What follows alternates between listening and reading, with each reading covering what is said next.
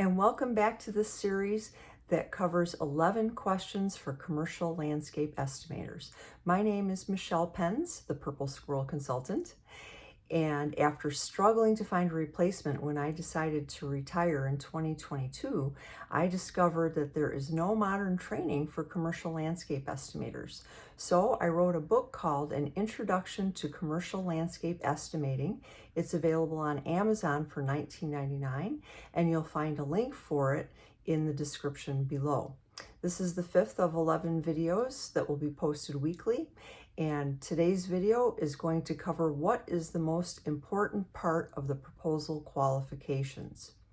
Aside from the plan date, the proposal qualifications should include any exclusions to your proposal. And by exclusions, I mean anything that your company isn't going to provide directly or by subcontractors.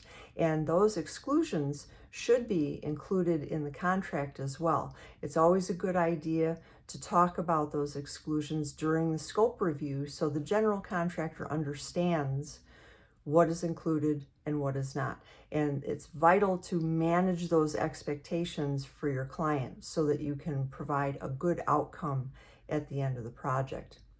Some exclusions would include excavation, soil, watering, maintenance, playground equipment, splash pads, tree protection, soil, maintenance, and watering.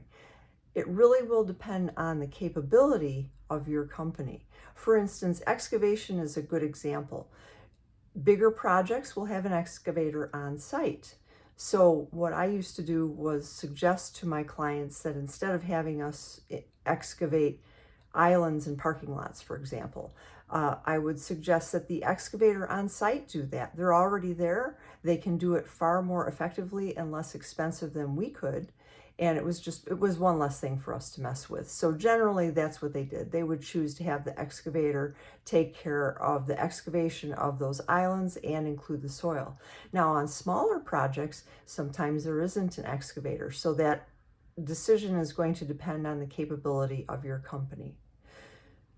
So those are important exclusions to consider, and you can exclude anything, but sometimes it takes a little bit of negotiation on your part with the general contractor. They have a lot of other contractors or subcontractors to manage, and sometimes they want you to include things like park equipment, benches, waste receptacles, things like that, because they don't want to have to deal with it. One thing that we did with that park equipment was offer to install the equipment where the general contractor would purchase it, and then we would install it. We could stage it and just provide the labor to install it. And often that was an acceptable compromise for the general contractor. So those exclusions are very important. I highly recommend that you include them, and just be sure that during your scope review, you consider discussing those with the general contractor and make sure they are in your contract. Managing those expectations is important, and that way everybody is happy at the end of the project. Thank you for watching this video. Please like, subscribe, and hit the notification button.